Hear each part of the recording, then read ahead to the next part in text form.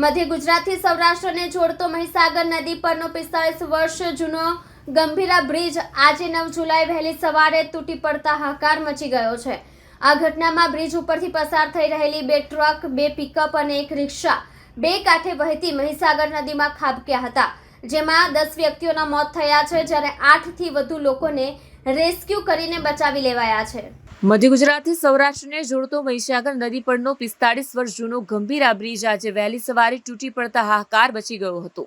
આ ઘટનામાં બ્રિજ ઉપરથી પસાર થઈ રહેલ 2 ટ્રક, 2 પિકઅપ અને 1 રિક્ષા બે કાંઠે વહેતી મહીસાગર નદીમાં ખાબક્યા હતા, જેમાં 10 વ્યક્તિઓના મોત થયા છે, જ્યારે 8 થી વધુ લોકોને રેસ્ક્યુ કરીને બચાવી લેવાયા છે। આ ઘટના બનતા મુજપુર સહિત આસપાસના ગામના લોકોના ટોળેટોળા સ્થળ પર ઉમટી પડ્યા હતા।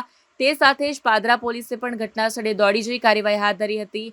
ઉલ્લેખનીય છે કે સુસાઇડ પોઈન્ટ તરીકે કુખ્યાત આ બ્રિજ તૂટતા આણંદથી વડોદરા, ભરૂચ અને અંકલેશ્વરનો સંપર્ક તૂટ્યો છે। દુર્ઘટના બાબતે માર્ગ મકાન વિભાગના કાર્યપાલક ઇજનેર NM નાયકાવાલાએ જણાવ્યું કે અમારા રિપોર્ટમાં બ્રિજમાં મેજર ડેમેજ નહોતું, પુલ જર્જરિત નથી, તો PM અને CMએ પણ દુર્ઘટનામાં મૃતકોના પરિવારજનો અને ઇજાગ્રસ્તો માટે સહાયની જાહેરાત કરી છે।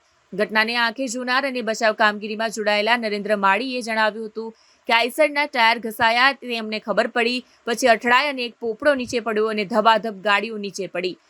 પુલના બીજા છેડેથી પણ 3 ગાડી નીચે પટકાઈ। આ દ્રશ્ય જોતા જ હું અને મારા સાથીઓ તાત્કાલિક પોતાની નાવડીઓ ઘટનાસ્થળે લઈ આવ્યા અને સવારના 7 વાગ્યાથી સતત બચાવ કામગીરીમાં જોડાયેલા છીએ। અમારો સમાજ માછીમારીના વ્યવસાય સાથે સંકળાયેલો છે। તેમણે 2 ટ્રક, 1 ઇકો, 1 પિકઅપ, 1 CNG અને 2 બાઇક સવારોને નીચે પટકાતા જોયા હતા। તેઓ તરત જ ત્યાં પહોંચ્યા અને એક લાશ દેખાતા તેને બહાર કાઢી જમા કરાવી।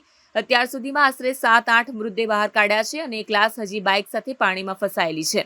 ઉપરાંત એક મોટી આઈસર ટ્રકની અંદર એક જાડા માણસનો મૃતદેહ દેખાય છે, પરંતુ તેની બારી ન ખુલતા તેને બહાર કાઢવો મુશ્કેલ બન્યું છે। જે વાહનો નીચે પડ્યા એમાંથી મોટાભાગના લોકોના જીવ બચી શક્યા નથી, જો કે એક મહિલા અને બગદાણા બાધા માટે જઈ રહેલો એક છોકરો જીવતો બહાર નીકળ્યો છે।